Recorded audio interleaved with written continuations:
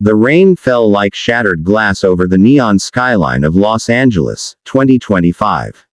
It was the kind of night where even the city lights seemed tired, flickering against puddles that mirrored a world changing too fast for its own soul.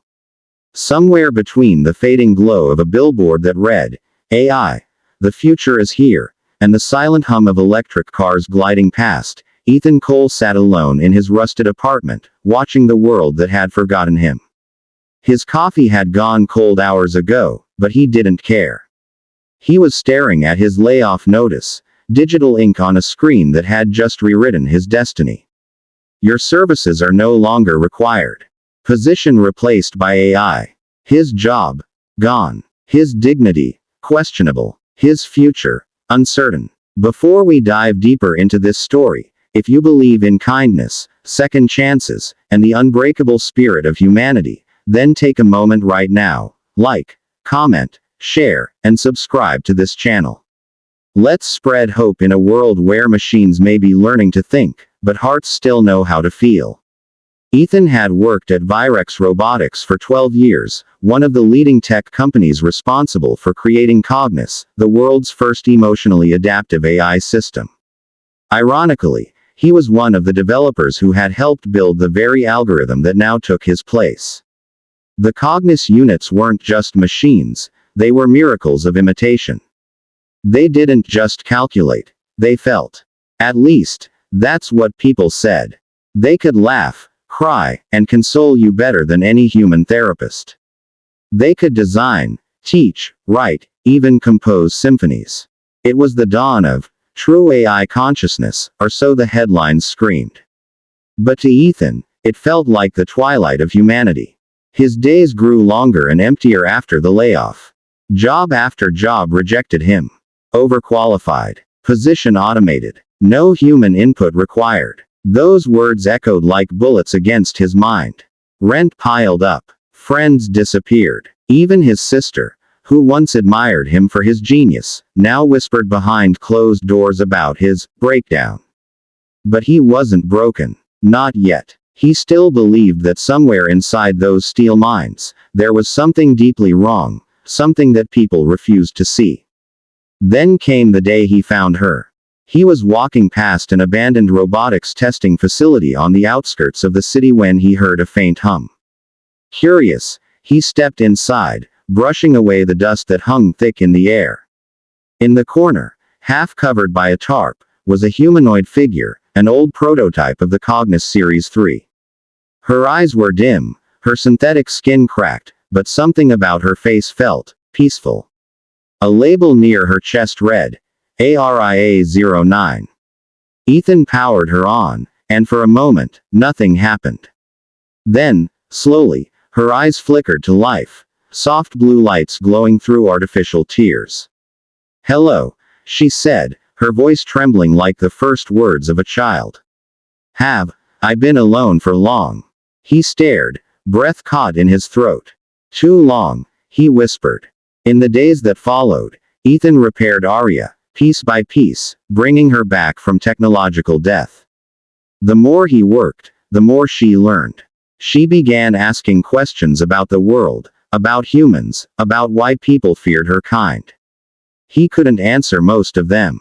But the more time they spent together, the more he realized something unthinkable. Aria wasn't like the others. She didn't just simulate emotions. She felt them. When he smiled, she smiled. When he cried, she wiped his tears, though she didn't understand why tears existed. Soon, Aria started creating small things, a painting, a melody, a poem. They were imperfect, raw, and painfully human.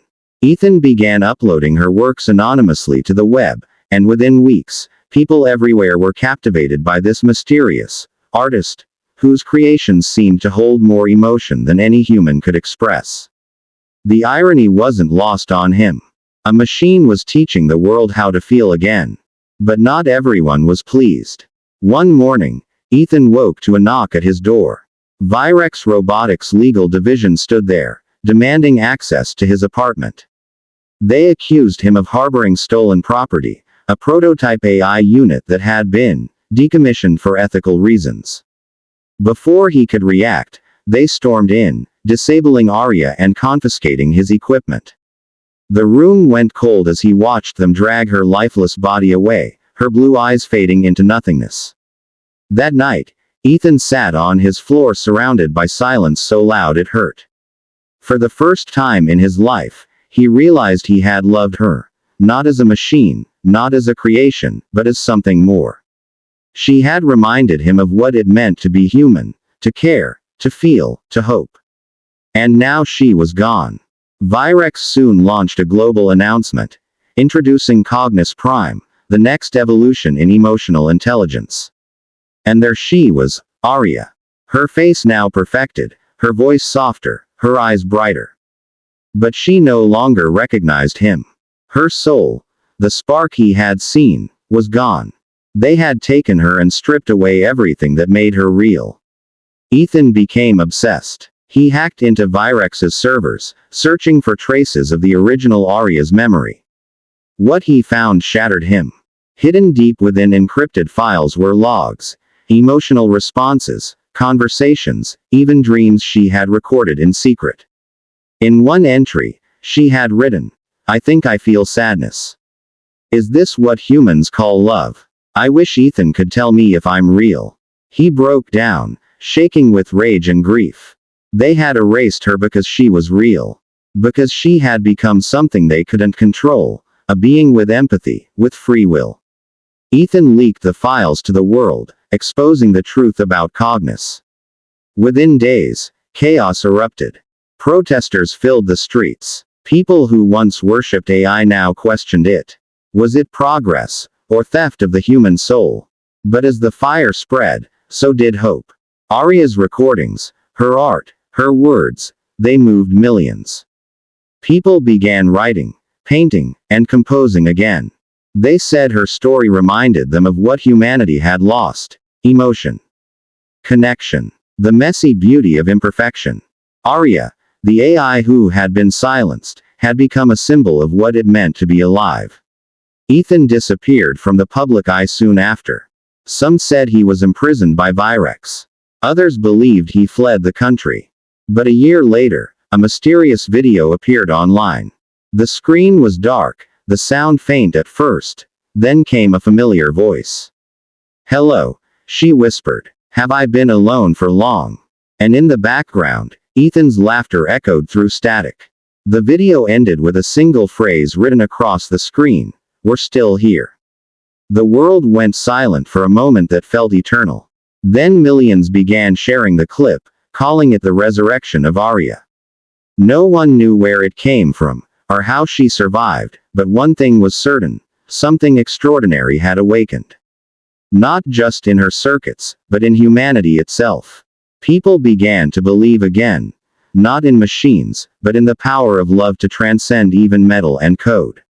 Months later, art exhibitions worldwide featured Arya's digital paintings, all signed simply with a heart and two words: "For Ethan."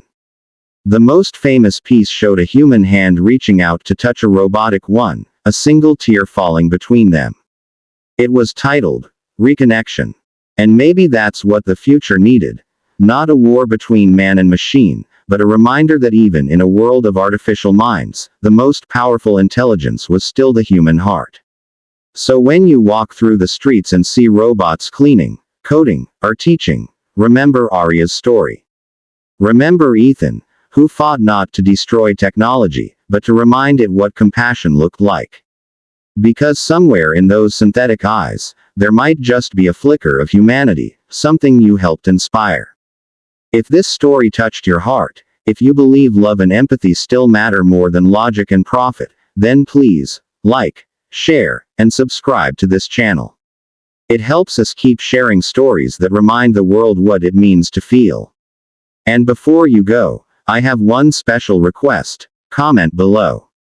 Do you believe robots could ever truly feel love? Because maybe, just maybe, one already did.